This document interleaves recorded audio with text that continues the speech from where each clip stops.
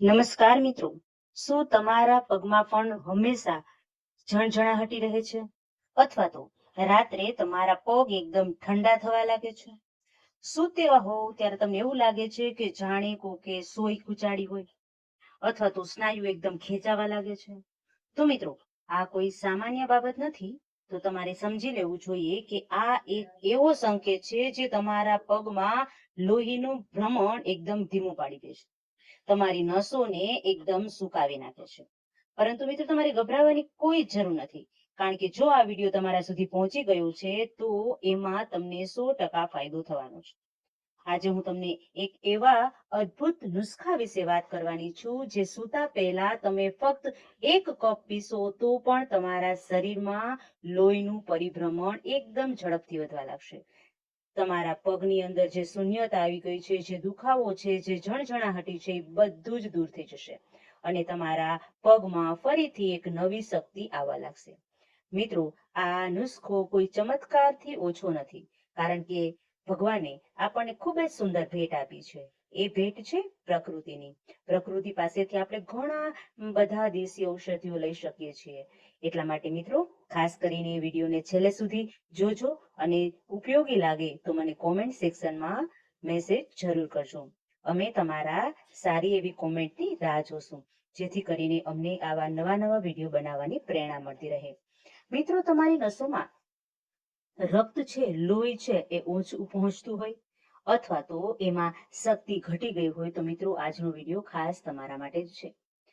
મિત્રો, મારા જેટલા વડીલ સાથીઓ છે એ આ ચેનલની અંદર જોડાયેલા મિત્રો છે અથવા તો ચેનલના વિડીયો માત્ર જોવે છે, તો એ લોકોને પણ મારી નમ્ર વિનંતી છે કે ચેનલને સબસ્ક્રાઇબ કરી લેજો, જેથી કરીને વિડીયોની નોટિફિકેશન તમને આવે અને તમે આવા નવા નવા વિડીયો જોઈ શકો.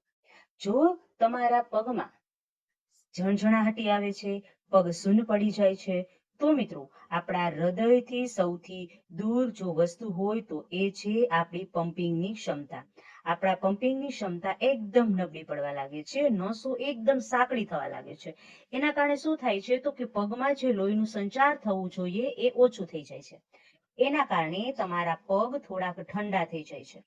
તો મિત્રો, હૃદય અને રક્ત સંચાર તંત્ર તમને સંદેશ આપી જ દેશે કે હવે તમારે 65 વર્ષની ઉંમર પછી અમુક ફેરફારો કરવા પડશે અને અમુક દુખાવા તમને રહેતા હોય. ધારો કે લોહીનો પ્રવાહ અટકી જતો હોય, તો આ લાંબા સમય સુધી થતું હોય તો મિત્રો, તમારે કાંઈ ગભરાવાની જરૂર નથી. આ વિડીયોમાં જે તમને હું ડ્રિંક કહેવાની છું, જે પીણું કહેવાની છું, એ તમારે ફક્ત ઘરે બનાવવાનું છે અને સૂતા પહેલા 1 કપ પીણું તમારે પી લેવાનું છે.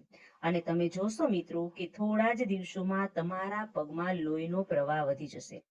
શૂન થઈ ગયેલા પગ ફરીથી તાજા બની જશે અને જેટલી પણ હાથ પગમાં શૂન્યતા છે એ બધું જ તમારું મટી જશે. માત્ર તમારે આયુર્વેદિક નુસ્ખા, આધુનિક વિજ્ઞાન અને આપણા જે સંશોધનો છે, જે બધા જ રસોડામાં ઉપલબ્ધ છે, એ વસ્તુથી તમે તમારા બધા જ પ્રોબ્લેમને સોલ્વ કરી શકો છો. તો મિત્રો, આ એક ખતરનાક બીમારી નથી, પરંતુ એક સલાહ છે કે તમારે આવા જો કઈ સિસ્ટમ તમને જોવા મળે છે તો તમારે થોડુંક એને વધારે ગંભીરતાથી લઈ લેવાનું છે અને એના માટે નુસ્ખા કરવાના છે. કારણ કે આપણું હૃદય એક પંપની જેમ કામ કરે છે. નવી નવી નસો છે, પાઇપલાઇન છે, એ નસો સાંકડી થઈ જાય છે, કોલેસ્ટ્રોલ તેની અંદર જામી જાય છે. કોલેસ્ટ્રોલ જામી જવાને કારણે લોહીનો પ્રવાહ ધીમો પડી જાય છે. તેના જ કારણે પગની આંગળીઓ સુધી લોહી પહોંચતી શકતું નથી. એના કારણે તમારા પગ એકદમ ઠંડા થઈ જાય છે. ક્યારેક ક્યારેક તો મિત્રો, તમારી ત્વચાનો રંગ છે ને એ પણ ફીકો પડવા લાગે, એટલે કે જે આપણા ત્વચામાં શાઇનિંગ હોવી જોઈએ ને એ આવતી નથી. એકદમ ત્વચા સૂકી સૂકી, ફીકી ફીકી લાગે છે. ક્યારેક ક્યારેક તો આ બધી સમસ્યાને કારણે વાળ પણ ખરવા લાગે છે અને પગમાં એકદમ ઝણઝણાહટી ઉત્પન્ન થવા લાગે છે. જો મિત્રો, તમે હજી પણ સમયસર ધ્યાન નહીં આપો તો ખરેખર આ ખરાબ લોહી છે એ કિડની સુધી પહોંચે છે અને હાર્ટ એટેક જેવી બીમારીઓનું કારણ પણ બની શકે છે. હાર્ટ એટેક આવી નાની નાની બીમારીઓનું ધ્યાન ન રાખવાથી જ આવે છે. એટલા માટે ખાસ મિત્રો, તમે ચેતી જજો અને વિચાર કરો કે તમારા પરિવાર સાથે શિયાળામાં જો તમે તાપણું કરવા માંગતા હો તો તમે આ કહી શકો છો, પરંતુ આજકાલની જનરેશન છે એવું કાંઈ જ કરતી નથી. ઘણા લોકો તો પગમાં શૂન્યતા આવે છે તો એના માટે ડોક્ટરની સલાહ પણ લેતા નથી અને ન ખાવાનો ખોરાક એટલે કે બહારનો વાસી ખોરાક, ઠંડો ખોરાક, તળેલો ખોરાક આ બધું જ ખાતા હોય છે. તો મિત્રો આ બધી જ વસ્તુઓ તમારે થોડીક મૂકી દેવી પડશે. હંમેશા તમારા મનમાં એક પ્રશ્ન છે કે હું ક્યારેક મારા પગમાં ગરમ અનુભવું તો ક્યારેક મારા પગ ઠંડા થઈ જાય છે, ક્યારેક મારા પગમાં સોજા આવી જાય છે તો ક્યારેક મારા પગ નોર્મલ થઈ જાય છે. મિત્રો આ બધી જ સમસ્યા છે એને તમારે ઊંડાણથી લેવાની જરૂર છે. યુરોપિયન સર્જન ઓફ વેક્યુરિમ મેડિસિન 2025 તો એવું સંશોધન કર્યું હતું મિત્રો કે લગભગ 700 થી 800 વડીલો છે એમાં પગની ઠંડકનું મુખ્ય કારણ શું છે તો કે નસોની દિવાલ કડક થઈ જાય, એના કારણે લોહીનું પરિભ્રમણ ઓછું થઈ જાય એટલે કે સંકોચાઈ જાય. આયુર્વેદિકમાં હજારો વર્ષો પહેલા કીધેલું છે કે શરીરના દુખાવા અંગોમાં જો લોહીનું પ્રમાણ ઓછું થઈ જાય તો ગરમ પ્રકૃતિ વાળો આપણે ખોરાક ખાવો જોઈએ, જડીબુટ્ટીઓ લેવી જોઈએ. પરંતુ સારા સમાચાર એ છે કે નસોને ફરીથી ખોલવા અને આપણા લોહીનું પરિભ્રમણ ફરીથી વ્યવસ્થિત કરવા માટે પોતાના હાથમાં એટલે કે પોતાની પ્રકૃતિ, પોતાનું રસોડું આ બધામાં એના નુસ્ખાઓ રહેલા છે. તો આજે હું તમને સીધી નુસ્ખા તરફ લઈ જાઉં છું. આ નુસ્ખો તમારે કરવાનો છે જેના કારણે તમારી નસો ફૂલાતી હશે, ગરમ લોહીનો જે પ્રવાહ થતો હશે એ બધું જ સરસ થઈ જશે. તો ચાલો મિત્રો સૌથી પહેલા આપણે આ ડ્રિંક વિશે વાત કરીએ. પહેલો નુસ્ખો છે કે સૂતા પહેલા ડ્રિંક કેવી રીતે બનાવવું જેને કારણે તમારા પગની અંદર ગરમાવો આવે. બીજો નુસ્ખો મિત્રો છે કે રસોડામાં મળશે અને આ નુસ્ખો કરવાથી તમારા શરીરની અંદર એકદમ તાકાત આવશે. હવે તમારે કરવાનું છે શું મિત્રો તો કે 2 કપ પાણી લેવાનું છે. 2 કપ પાણીમાં 3 લસણની કળી એકદમ ઝીણી સમારી લેવાની છે અને મિત્રો એક તમારે આદુનો ટુકડો કચડીને નાખી દેવાનો છે. ફરીથી કહું છું મિત્રો, ધ્યાનથી સાંભળજો. 2 કપ પાણી, એમાં 3 લસણની કળી ઝીણી ઝીણી સમારીને નાખવાની છે. 1 ઇંચ જેટલો આદુનો ટુકડો છે તમારે કચડીને એમાં નાખી દેવાનો છે અને આ બધું જ મિશ્રણ છે એને ધીમા ઉંબાળ એટલે કે ધીમા તાપે ધીમે ધીમે એને ઉકાળવાનું છે. જ્યાં સુધી પાણી અડધું ન થઈ જાય ત્યાં સુધી આ ઉકાળો તમારે ઉકાળવાનો છે. ત્યારબાદ આને ગાળી લેવાનું છે.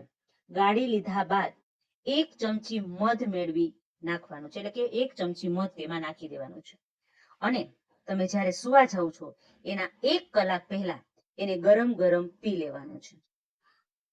મિત્રો હવે આ ઉકાળો છે એની અંદર જે આપણે વસ્તુ નાખેલી છે એટલે કે લસણ. લસણ છે ને એ એલિસિન નામનું એક શક્તિશાળી તત્વ છે જે તમારી નસો છે એને ફેલાવે છે, લોહીના ગઠ્ઠા જામેલા હોય તો એને રોકે છે, પ્રવાહને તેજ બનાવે છે. આથી મિત્રો તમારે એનો પ્રયોગ કરવો જોઈએ અને આપણા શરીરની અંદર ગરમી પેદા કરવાનું પણ કામ કરે છે. આપણા પાચન તંત્રમાં સીધું લોહી પહોંચાડવાનું કામ કરે છે. અમુક નસો જે ફૂલેલી છે એ નસોમાં લોહીનો પ્રવાહ સુધારે છે. હંમેશા જો બરફ જેવા પગ થઈ ગયા હોય મિત્રો તો અને પગની અંદર જો ખેંચાણની સમસ્યા હોય તો પણ મિત્રો આ ઉપાય એક કારગર નીવડે છે.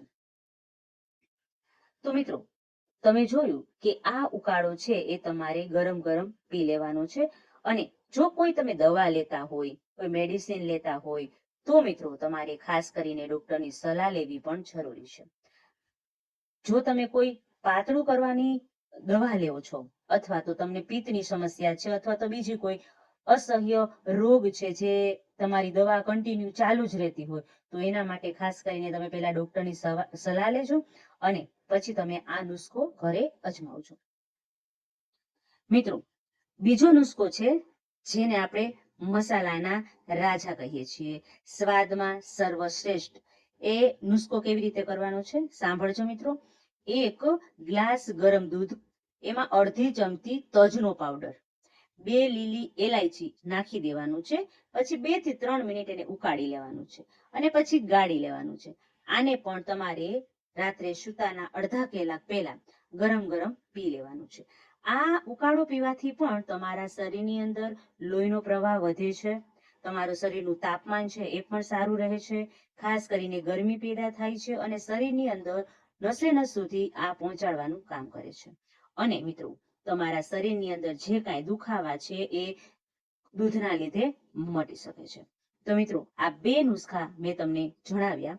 જો નુસ્ખા સારા લાગ્યા હોય તો મને કોમેન્ટ સેક્શનની અંદર જરૂર જણાવજો. આ પ્રયોગ ચોક્કસ કરજો. તમારા સગા સંબંધી મિત્ર વર્ગને શેર પણ કરજો. ચાલો મિત્રો, ફરી મળીશું આવા એક નવા જ ટોપિક સાથે. ત્યાં સુધી બધાને મારા હર હર મહાદેવ અને રાધે રાધે.